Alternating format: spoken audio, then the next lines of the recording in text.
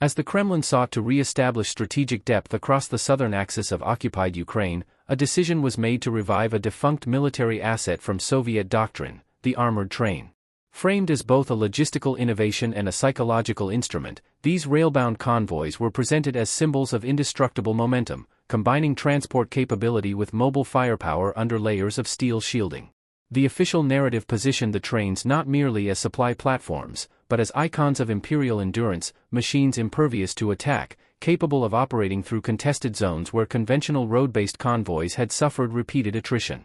The operational doctrine underpinning their reintroduction centered on high-volume resupply runs along stabilized track corridors linking rear depots in Crimea and occupied Kherson with forward staging zones in Zaporizhia and Donetsk. Each armored convoy was designed to carry modular containers of munitions, fuel, and spare parts, embedded between fortified segments housing electronic warfare detachments, anti-air systems, and infantry fire teams tasked with perimeter security. Propaganda channels reinforced this image with carefully curated footage of steel-bound columns rolling across scorched terrain under protective air cover, narrated as the rebirth of Soviet military invincibility. The psychological intent was twofold. Internally, the deployment aimed to restore morale within rear-area forces demoralized by mounting attrition and compromised logistics. Externally, it sought to project an image of technological confidence and historical continuity, reclaiming a Cold War-era weapon as a modern solution to contested supply lines. This spectacle was further amplified by state-aligned media, which aired dramatized segments showing the trains deflecting hypothetical attacks and arriving unscathed at improvised railheads within striking range of active fronts. The steel convoys became a mobile monument to the Kremlin's narrative of regained control, resilience, and inevitability. However, the symbolic resurrection masked structural vulnerabilities. The reliance on fixed-rail infrastructure exposed the trains to precision disruption. Their linear predictability made them inherently detectable and targetable, while the bulk and rigidity of their design reduced maneuverability. Unlike dispersed convoys, the armored trains functioned as singular, high-value targets, requiring only localized sabotage or guided munitions to compromise multiple strategic cargoes at once. Furthermore, the operational environment had shifted irreversibly since their last effective use. The theater was no longer defined by tank formations and artillery arcs, but by dispersed drone networks, real-time ISR, intelligence, surveillance, reconnaissance, integration, and precision-targeted strike architecture. Despite these risks, the Kremlin authorized full deployment. Convoys began transiting between staging nodes under increasingly compressed operational windows. Reconnaissance from forward-deployed Ukrainian units recorded consistent movement patterns and confirmed minimal deviation in route design. The decision to proceed, despite early losses during limited test runs, reflected both doctrinal inertia and political necessity. The armored trains, once emblems of Soviet consolidation, had been pressed into service not out of superiority, but from logistical desperation. The first operational wave consisted of 4 primary convoys. Each was composed of over 20 rail cars, 2/3 of which carried high-grade munitions, including guided shells, thermobaric payloads, and rocket artillery components. The remainder housed support teams, anti-air modules, and basic crew logistics. The convoys were distributed across southern operational belts, moving in coordinated phases through occupied Kherson, southern Zaporizhia, and the Melitopol corridor. Static sensors and drone footage would later confirm that none reached their final delivery points intact. The systematic targeting of the armored rail convoys was the result of an extended surveillance and strike planning cycle coordinated by Ukrainian joint reconnaissance and strike command elements. Initial detection of the rail mobilization occurred through satellite-linked imaging grids and long-range acoustic monitoring arrays positioned along key rail junctions within the occupied zone. These systems registered abnormal vibration signatures and thermal profiles consistent with heavily loaded, self-powered train units moving under escort conditions. Once verified, strike coordination began across multiple domains, integrating field operatives, airborne reconnaissance drones, and electromagnetic mapping teams. The targeting framework capitalized on the inherent structural weaknesses of the armored convoys. Unlike flexible wheeled logistics chains, railbound assets are constrained by linear pathways with limited fallback options. The operational plan focused not on disabling individual cars but on triggering cascading structural failure along pre-designated kill zones. These zones were selected based on 3 primary criteria: proximity to degraded infrastructure, limited maneuver room for recovery units, and dense logistical throughput that would ensure maximum collateral disruption upon detonation. Rail sabotage elements from special engineering detachments were inserted into forward operational areas under terrain concealment cover. Working in tandem with local resistance cells, these teams deployed modular detonation systems designed to destabilize subrail structures beneath curved or elevated segments. The explosive yield was calibrated to deform track geometry without pre-ignition, ensuring that the initial damage remained undetected until the targeted convoys entered the designated disruption corridor. Simultaneously, observation drones equipped with low-visibility optics were positioned at high altitude across all identified strike corridors to maintain continuous target tracking and trajectory confirmation. Each armored train was assigned a primary and secondary strike mechanism. The primary mechanism focused on rail disruption time to coincide with the convoy's midpoint over a structurally compromised segment. Upon triggering, the forward and trailing segments would be immobilized simultaneously, concentrating kinetic energy at the center where munitions payloads were housed. This effect created a forced compression of rolling stock, maximizing the potential for internal detonation of volatile cargo. The secondary mechanism involved aerial kinetic strikes, small payload, high-velocity drones equipped with armor-piercing warheads programmed to engage surviving propulsion modules and anti-air installations. The first confirmed strike occurred along a transit artery north of Melitopol. As the lead convoy entered a narrow elevated segment flanked by embankments and abandoned agricultural infrastructure, the rail beneath Car 10 detonated, collapsing the midsection and arresting the train's forward motion. Within 30 seconds, follow-up drone strikes neutralized the rear engine and compromised the modular air defense segment positioned at the convoy's center. Structural deformation triggered sympathetic detonations across 3 adjacent cars, one of which contained multiple pallets of rocket artillery components. The resulting fireball was recorded from over 50 kilometers away and produced a thermal plume lasting over 90 minutes. In the following 24 hours, 2 additional convoys were destroyed in similar fashion. One along the Mern-Tokmak axis, and another west of the Chaplinka-Kalinchak corridor. Both were ambushed at track choke points previously identified during earlier phases of infrastructure mapping. In each case, explosive sabotage was followed by targeted aerial strikes coordinated through real-time visual feeds relayed via satellite-linked drone relays. The response time between track deformation and airborne detonation averaged less than 3 minutes, leaving no operational window for counteraction. All 3 strikes resulted in total immobilization and destruction of the train sets. Over 70% of cargo was either detonated or rendered unrecoverable due to structural fire and fuel contamination. Recovery efforts by Russian engineering units were hampered by secondary drone waves targeting inbound response teams and triggering additional explosions through delayed fuse cluster submunitions embedded in scattered wreckage. The final convoy, transiting through a more secure corridor near occupied Nova Kakhovka, was diverted and forced to halt after confirmation of the preceding losses reached command units. Onboard security teams refused to proceed without air support, triggering a command standoff that exposed the psychological impact of the preceding ambushes. Within hours, satellite footage confirmed the train had reversed course and rerouted to a fallback depot in Crimea, effectively ending the operational deployment of the armored rail program. The immediate aftermath of the coordinated strikes on the armored convoys revealed not only the physical destruction of critical logistics infrastructure but also the complete psychological and operational breakdown within the rear echelon command structure responsible for Russian rail-based supply operations.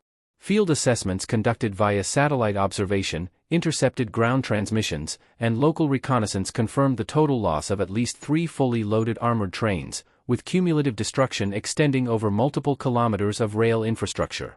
The wreckage at each site included dozens of twisted, burned-out freight cars, ruptured fuel containers, and dislodged segments of armor plating scattered across terrain now rendered unusable for any future military movement. Damage control units dispatched from reserve engineering battalions encountered logistical bottlenecks en route to the strike sites due to simultaneous targeting of key rail junctions and feeder tracks. In the case of the Melitopol corridor ambush, fire spread from the wreckage site to a civilian grain storage facility within the blast radius, triggering secondary fires and environmental contamination. Ground-based inspection teams reported that munitions stored within several of the destroyed cars continued to detonate intermittently for hours after the initial strike, preventing salvage or forensic recovery. In Zaporizhia Oblast, one strike zone was declared a no-access corridor for 72 hours due to the continuous detonation of stored rocket assemblies and chemical propellant containers. The loss of the armored trains triggered a systemic failure in operational transport planning across Russian logistics commands. Rear coordination centers tasked with synchronizing deliveries of artillery shells, tank components, and bridging equipment were forced to issue revised directives rerouting all remaining supplies through degraded road networks. This redirection caused delays of over 48 hours for multiple frontline units awaiting replenishment, particularly along the Orikhiv and Bakhmut flanks. Communications between regimental staff and rear supply command revealed acute shortages of critical inventory, most notably, thermobaric payloads and long-range artillery propellant charges, originally scheduled to arrive via the destroyed convoys. Several units reported curtailing planned bombardment sequences due to lack of resupply, directly impacting their ability to hold or retake contested sectors. The psychological impact on logistical and combat personnel was immediate. Intercepted radio traffic from rear area units revealed widespread panic, uncertainty, and refusal to embark on scheduled train escorts.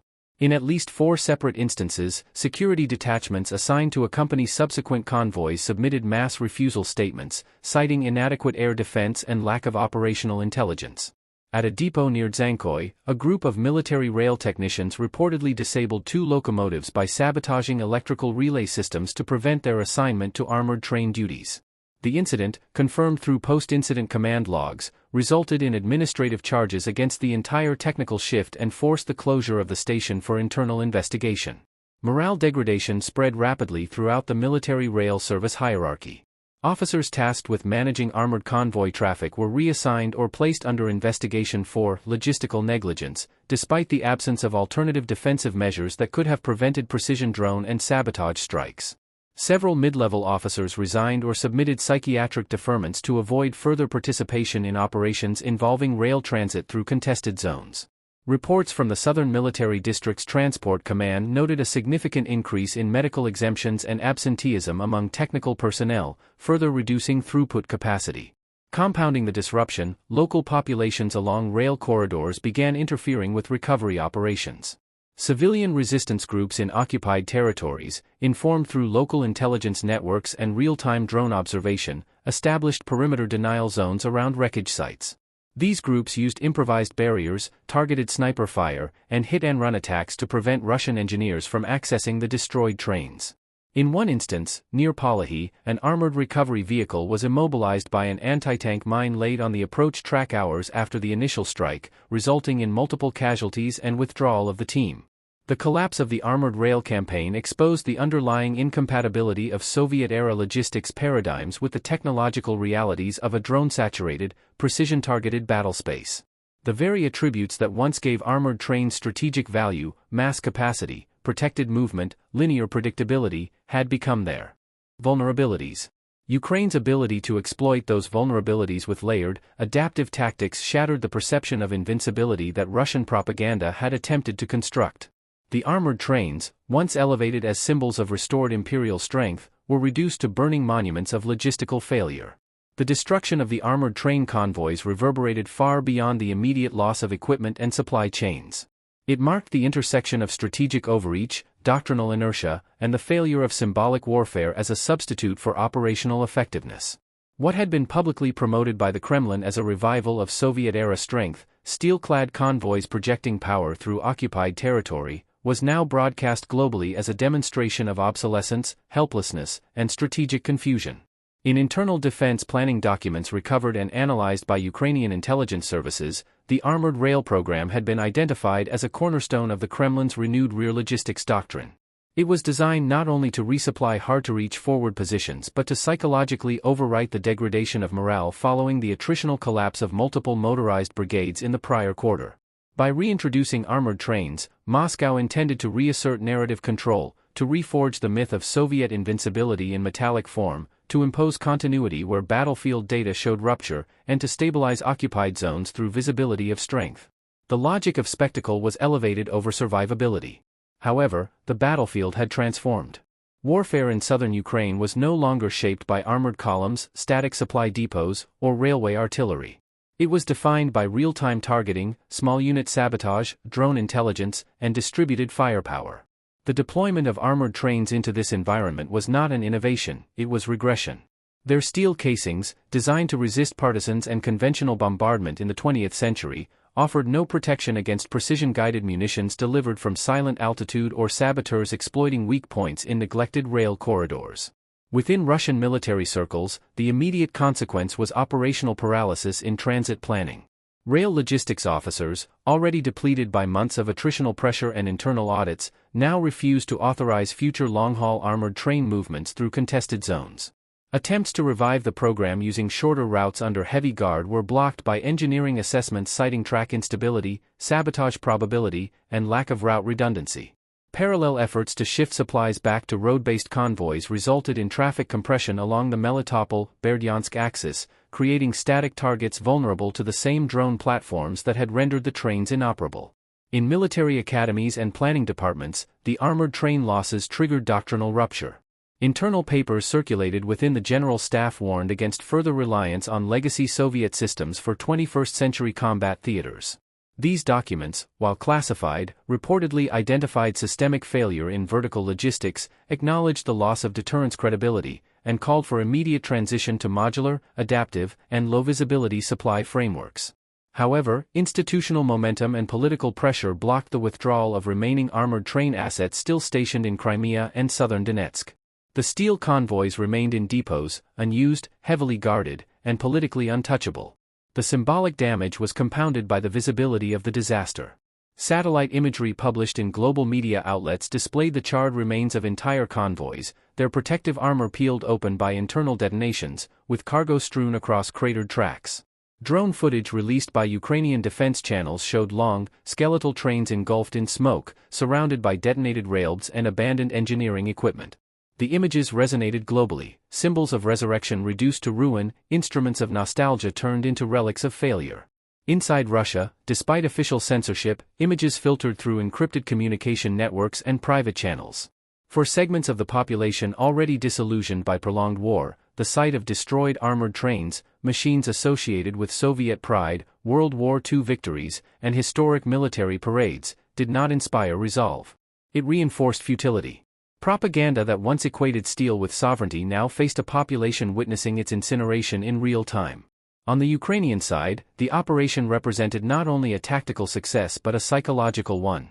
The destruction of the convoys was presented as proof of strategic agility over brute force, of decentralized innovation over centralized nostalgia.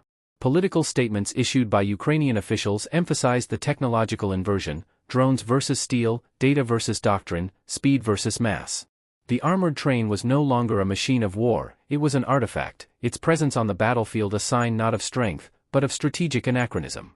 At the diplomatic level, the collapse of the rail offensive was cited in multiple briefings to international defense coalitions as evidence of systemic Russian failure to adapt. Intelligence sharing groups within NATO began circulating assessments that highlighted the train program as a case study in strategic misalignment, offering it as a cautionary tale in internal seminars on military modernization. The result was dual: increased Western confidence in Ukrainian operational capability and further erosion of Moscow's deterrent reputation. In final consequence, the steel gamble had yielded no advantage. The trains did not reach their destination. The supplies did not reach the front. The myth of resilience collapsed not in abstract but in fire, twisted metal, and the soundless overhead flight of machines built for the future. The Kremlin had wagered legacy for optics. It was met with precision and silence. And when the smoke cleared, the tracks led nowhere. The total destruction of the armored rail convoys initiated a chain reaction of failures within Russia's broader operational matrix that extended far beyond logistical recalibration.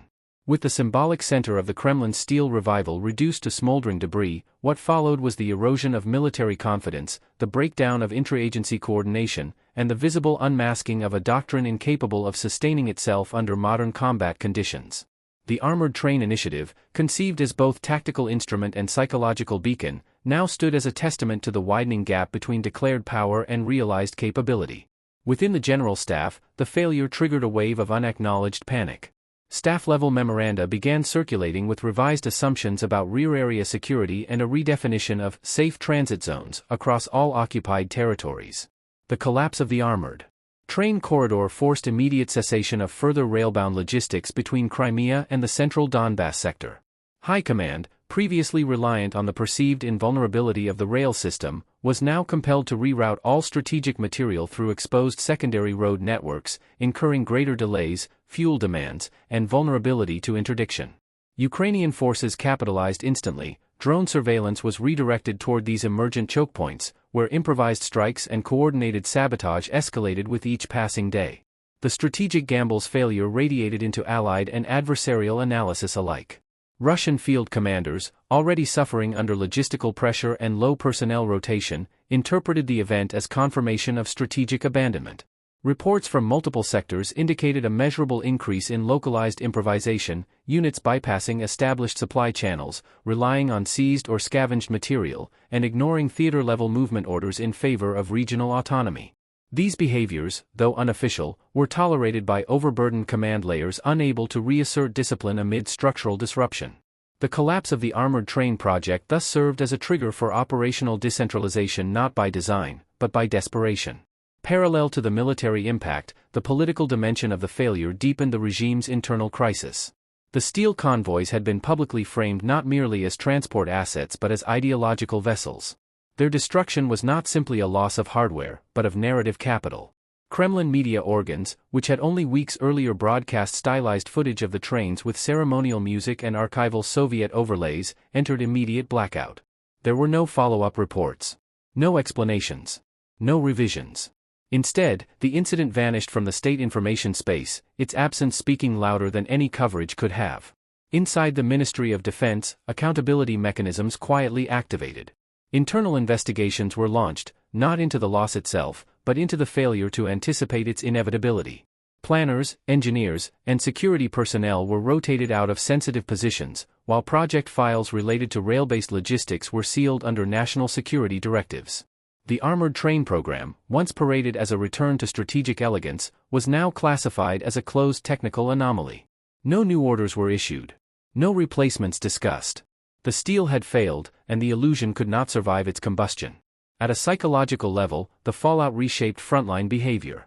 Ukrainian drone operators began identifying previously hardened targets, supply depots, convoy routes, static fuel farms, with greater frequency and speed, emboldened by the confirmed vulnerability of what had been considered Moscow's most armored logistical bet.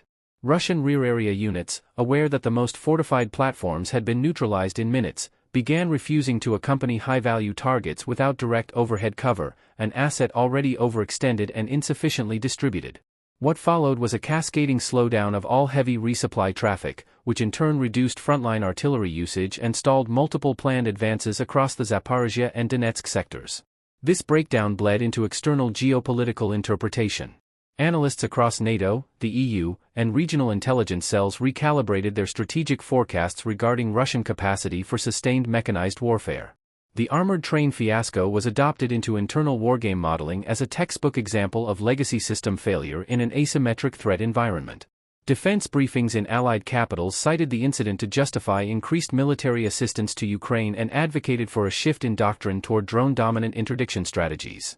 The image of burning rail cars, scorched supply pallets, and melted steel cladding became a new visual metric of Kremlin failure.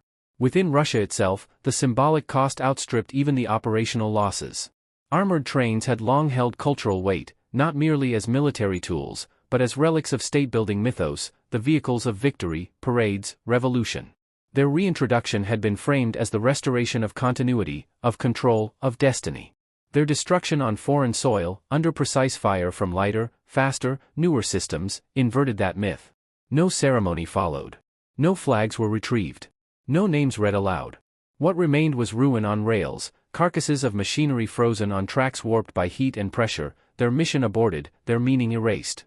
Where once the trains had been heralded as proof that Moscow could still summon the spirit of steel and fire, they now stood as monuments to doctrinal exhaustion, unable to adapt, unable to protect, unable to arrive. The gamble had been made in metal. It ended in smoke. The armored train debacle marks a critical inflection point in the Kremlin's approach to military modernization, strategic myth-making, and logistical warfare in the context of high-tech asymmetrical conflict. While the formal end of the rail deployment campaign concluded with the immobilization and destruction of all operational convoys, the consequences continue to unfold across strategic, institutional, and psychological dimensions of Russian military planning.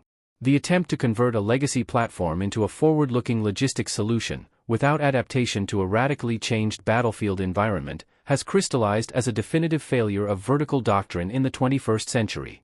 At the heart of this collapse lies the Kremlin's persistent reliance on symbolic restoration, where military initiatives are not only measured by battlefield utility but by their capacity to sustain narratives of strength, permanence, and historical continuity. The armored trains, in this framework, were intended less as logistical solutions and more as instruments of projection, steel constructs whose movement across Ukrainian soil was designed to signal not merely supply but inevitability. The destruction of these convoys, therefore, achieved an effect disproportionate to their tonnage or tactical function. It ruptured the mythology. From the standpoint of future operations, the precedent is now set. Russian attempts to reintroduce large, centralized, line-bound systems, whether for transport, command, or artillery, will be interpreted by adversaries not as innovations but as liabilities. Ukrainian forces have demonstrated that with superior ISR, intelligence, surveillance, reconnaissance, precision targeting, and flexible sabotage units, even the most heavily shielded systems can be rendered inert, neutralized, or repurposed as strategic warnings. The rail strikes also illustrate a broader principle: the battlefield no longer tolerates scale without agility. Mass alone, when stripped of concealment, maneuver, or redundancy, becomes a vector for catastrophic loss.